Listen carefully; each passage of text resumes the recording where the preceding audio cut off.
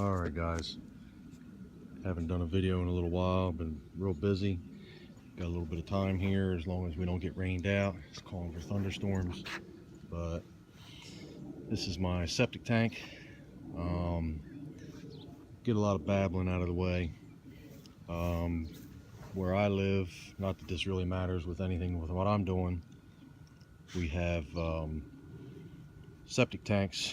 I can't remember what the date was, but prior to a certain date, septic tanks were only one compartment.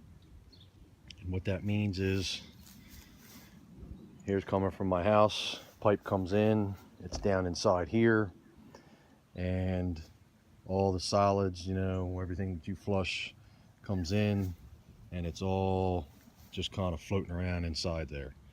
So the newer style tanks have a 2-compartment, and there's a partition right about there. So all the solids come in, there's a baffle in the middle in that wall, and what that does is it stops all the solids, and it's a settling area. Anything that's going to sink will sink, anything that's going to float will float, and theoretically clear water, gray water, meaning water that doesn't have any major size particulate in it, can make its way through the baffle into this partition, and then there's another baffle, and it goes on out and into your drain field. Now, about 3 years ago, my drain field failed, and we had water coming up over here, and it was all wet along here, but the big thing was we kept backing up inside the tank. I have an outlet filter in here, and we'll see that soon enough, with an alarm on there, so when the filter gets clogged, or if the drain fields are backing up and the water's backing up, the alarm goes off. I know to come out and pop this lid and check it, and either clean the filter or see what's going on. I put that in when I replaced the drain field. My new drain field is down in that lower end of my front yard, and this is a valve here. I have a tool made up. You screw that cap off and stick it on there, and you turn it, and it diverts the fluid from the old drain field to the new drain field. And current standards around here, and what I'm taught at the classes that I go to, is that when you have a failing system, that most systems, when you put this valve in and divert it to your new field, you can let it sit. Different places have different specs. What I like to do is 5 years. But anyhow, they say when you leave the old system rest, that in that period of time, the old system will recuperate itself to within 80 to 90% of its original capacity. So 3 years ago, I put the new field in. I am currently on the new field, so in about 2 years, we'll switch the valve over from the new field to my old field, and we'll run it that way for a while. And we'll flip-flop back and forth. Theoretically, this should be indefinite. But nonetheless, the problem I'm having here is there is a condition called hydrogen sulfide. I believe I said that correctly. It's very common in the concrete industry with septic tanks, and it's acidic air. Basically, if you take the lid off my tank and pump it down, everything below the liquid level looks like a brand new tank. Everything above the liquid level, the concrete is deteriorating. That is due to undigested solids going into the tank, and it's creating this acid in the air of the decomposing food particles, and it's eating my tank away. So what I'm doing is I'm going to dig up this area right here in between these risers all the way down to my tank. The tank's about 2.5, almost 3 feet deep. Then I have these blocks of styrofoam I'm going to stack up, set on top of the tank to within about 18 inches of grade, and that'll help take off some of the dirt load on top of the tank in the event that it should get weak enough that it may want to cave in. Also in the process, while it's dug open, I have some miscellaneous fittings and things there. These risers are plastic. I'm going to cut a hole. There's flat sides on them, I'm gonna cut a hole and run a line from each one to a T in the middle that'll come up, and I'll perforate that cap.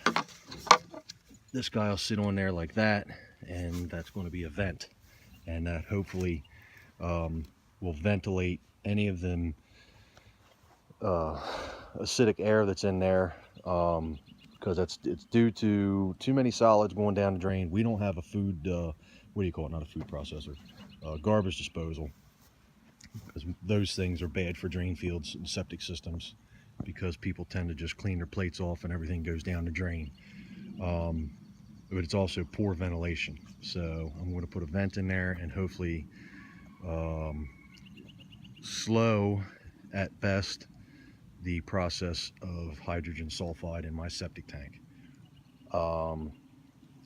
I've done a bunch of updates to this when I did the drain field, so I don't know if there'll be anything in there where you can see as an example of what this hydrogen sulfide looks like, what it's doing to concrete.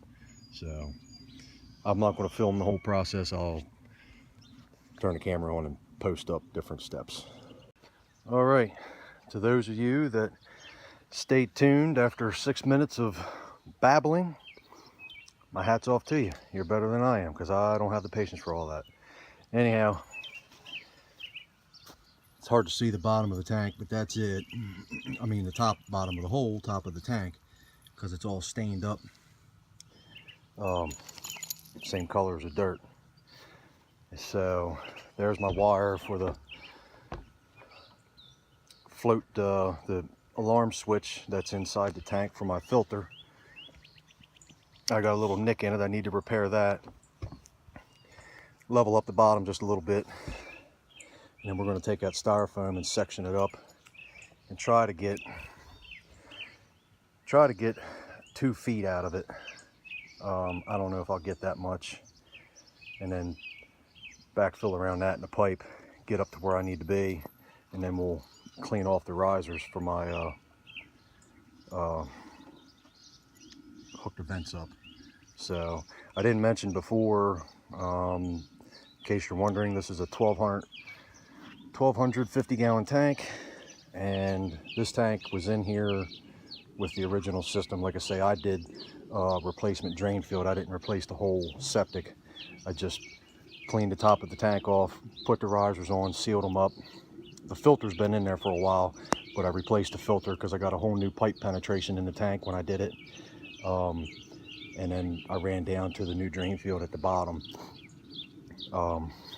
So the tank was existing, and it was built in '89, so she's pretty old. We got a good bit of use out of it. Like I say, it made it from '89 to 2013. So, and I think I said I did it 3 years ago. My math, I apologize. It was 4 years ago. So, and just FYI, anytime I mention I want my own backhoe, because if anybody watched my videos knows I work for an excavating company, and it's actually a family business. It takes a major act of Congress to get a backhoe out here anytime I need one. It's always too far away. We need it. You can have it, but we got to have it right back. So here we go. This is why I want my own backhoe. Okay, there's the styrofoam in place. Made my wire repairs, got heat shrink on it. Luckily it was only one, and lucky I found it because it was an old nick. The wire was all green on the inside, but there's my styrofoam cut up. So I got about 16 inches.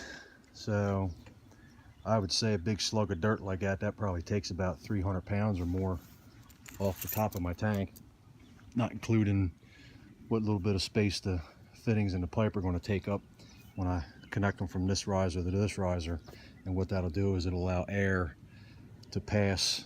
I mean, it's all one big tank, but either way, it'll help air flow into and out of the tank and fumes vent out of it or whatever. And if I happen to get a smell, they make charcoal filters. It's about 60 bucks, and it'll plug right on a piece of pipe. There'll be a piece of pipe sticking straight up out of the ground here, and I can put a charcoal filter on there to kill any odors. So moving on.